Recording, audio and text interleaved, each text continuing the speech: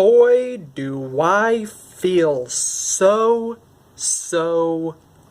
old. Welcome back everyone to My Will to Breathe. Today, I wanted to talk about something really cool and interesting to me, and an interest and like that many of you have as well. I don't know when you're specifically seeing this video at this time. Maybe it's a year from now, maybe it's a week from now, but just know that at the time of this recording, it has been approximately 5 years since my favorite band, My Chemical Romance, officially broke up. Let's all give a moment of silence for that fact. And because of that, I get the excuse to be able to talk about the band and tell you what they mean to me and how they've personally inspired me over the last few years and the impact that they've had. So, let's begin. Well, when I was a young boy, oh, you know I had to do it. You know I had to start off with that. When I was about 11, I started looking at this new craze called YouTube and the internet and Google. And when I was, one of the things that I like to look up was roller coasters and videos about them, which is also an interest of mine that I'll explain in another video at some point in the future. But one of these videos had a picture slide of this one specific roller coaster, and while I was watching it, there was a song playing in the background. And it was what I came to know as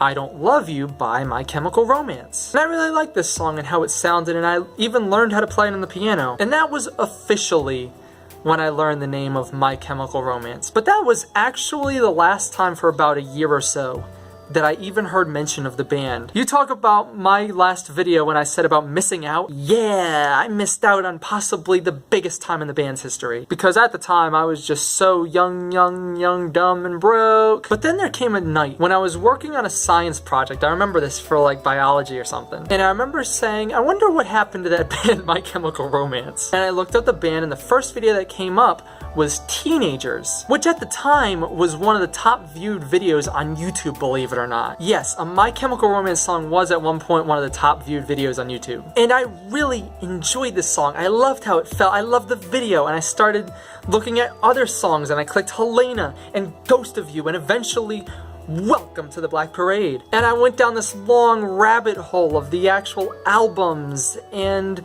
the fandoms and learning more about the band and reading on Wikipedia about them. Because as you know, at that age, everything you read on Wikipedia is absolutely 100% researched and true. And I learned more about the style and the lyrics and what the message was and how enjoyable their concerts looked. And this was the first band I really saw acceptance online of different people talking about the bands and theories and fandom and fan art. But also it was the first band that I remember showing to people, and they specifically didn't like them because of how they looked. And they would say things like, oh, they look really weird, or look how much makeup he's wearing. And that actually caught me by surprise, because I was like, wait, people just don't like it because they make great music? Like they have to pick them apart because of the style? That was something that was new to me. It's something I just didn't know about until then. Then one of the most exciting days I remember was coming home from school and finding the Na Na Na Na video was released. And I remember going online and listening to the famous words at the start, "Look alive, sunshine," and being so enamored at what was going on in the video, and I read all the comments and talked about it on Facebook with people. And I thought it was so cool that the band that had become my favorite band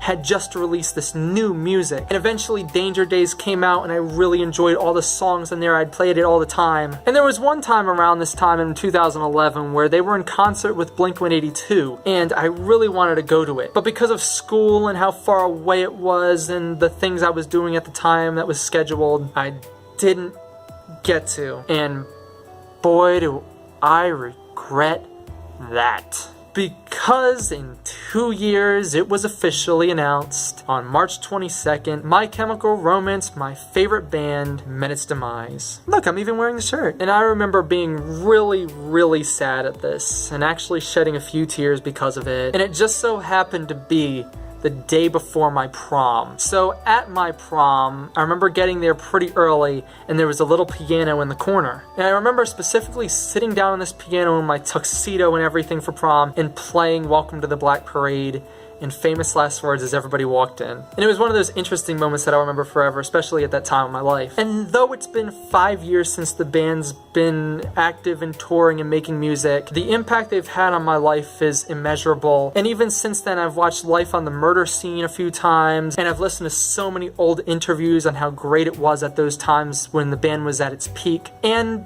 Gerard especially has just influenced me a ton on how to be as a person. My Chemical Romance has been my favorite band for as long as I can remember, and I hope you enjoyed hearing about how they've impacted me and what the band means to me. And in the comments below, let me know what your favorite My Chemical Romance song is and what they specifically mean to you. Thank you all so much for watching this video. And on today, especially today, go darken your clothes and strike a violent pose, turn on the Black Parade, and just listen to some great, awesome music by some terrific, awesome people. And I will see you next time.